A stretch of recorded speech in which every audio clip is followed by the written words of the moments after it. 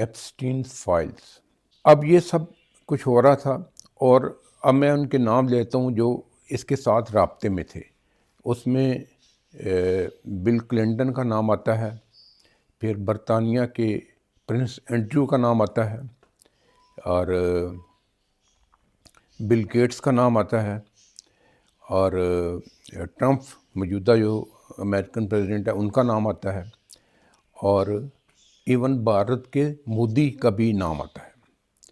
اور یہاں تک کہا گیا ہے کہ مودی صاحب نے اسی ورجن آئی لینڈ پہ اس کی فرمائش پہ ڈانس کر کے دکھایا. اب پتہ نہیں وہ کون انگلش سانگ تھا یا بالی ووڈ کا یا کسی ملیالم فلم کا، ملیالم یا مدراسی فلم کا گانا تھا. اینی لیکن یہ ساری اطلاعات جو ہیں وہ مبینہ طور پہ ابھی یہ ثابت نہیں ہوئی.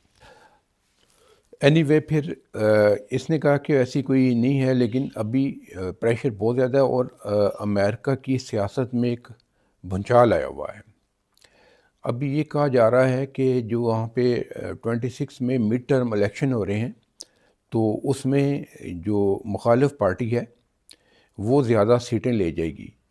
تو اس میں اس کا موقع تو نہیں ہو سکتا، کیونکہ اس کو امپیچمنٹ تو نہیں ہو سکتی، اس کی اتنی اکثریت تو کم نہیں ہوگی، لیکن یہ ایک لیم ڈک کی طرح ہو جائے گا کہ یہ اپنی مرضی سے کوئی پالیسیز وغیرہ نہیں بنا سکے گا. تو ابھی یہ دیکھا جائے تو یہ جو مغربی معاشرہ ہے یہ ہم پہ مسلمانوں پہ تو بہت تنقید کرتا ہے کہ یہ اپنی لیڈیز کے ساتھ ناروا سلوک کرتے ہیں، اور جہاں پہ کرائم بچوں کے بہت زیادہ ہیں. تو ابھی ان کے لیے یہ شیشہ ہے، بلکہ میں کہوں گا ڈوب مرنے کا مقام ہے کہ ان کی سیاسی ایلیٹ کیا کر رہی ہے، ان کے بااثر لوگ کیا کر رہے ہیں کہ سبھی اس حمام میں ننگے ہیں. یہ جو ورجن جزیرہ اس کے پاس تھا وہاں پہ بڑی بڑی قداور سیاسی شخصیت جاتی رہیں، شہزادے جاتے رہے، اس میں یو اے کے بھی پرنس بھی شامل ہیں. وہ تو ویسے بھی عیاشی کے لیے بدنام ہے.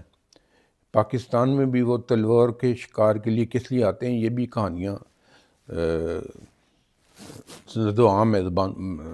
لیکن اینی وے تو بیسیکلی یہ اسرائیل کا بچایا ہوا جال ہے جس میں وہ بااثر لوگوں کو ٹریپ کر کے